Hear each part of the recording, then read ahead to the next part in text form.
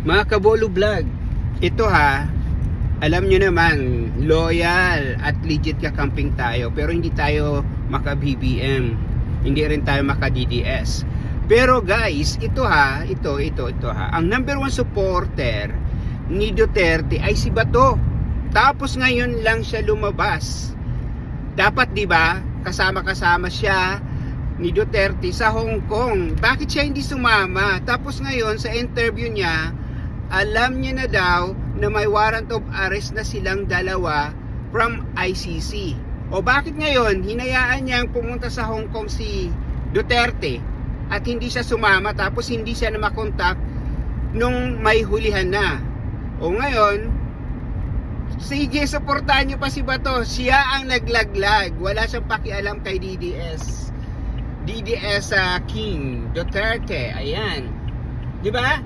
Hinayaan niyang mahuli ang kanyang amo. Sabi niya, number one, magpapakamatay ako at sasama ako sa kulungan. Kahit saan pumunta sasama. Ngayon tinabla niya guys. Tinabla niya. Alam niya na if hindi sumama si Duterte sa Hong Kong, kung may warrant of arrest, mahihirapan hulihin si Duterte kung nasa Pilipinas lang siya. Eh kung si David di magibanga, hirap hulihin si Duterte pa. O ngayon, dahil nasa Hong Kong, walang lalabasan pa Pilipinas kundi Davao Airport, Tarlac Airport at Manila Airport. O so ngayon, pinaliit niya yung mundo niya.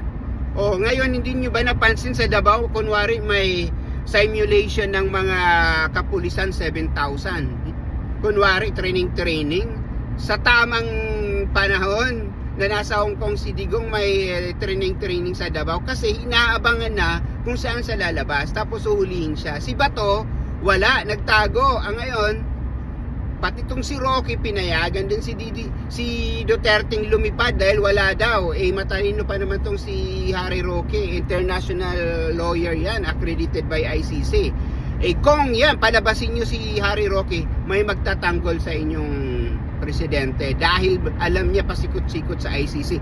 Siya lang ang nag-iisa sa Pilipinas na lawyer accredited by ICC. Eh ngayon, nagtatago. O, di dapat palabasin nyo siya para ipagtanggol yung si ex-president natin, di ba? O ngayon, Bato, saan ka na?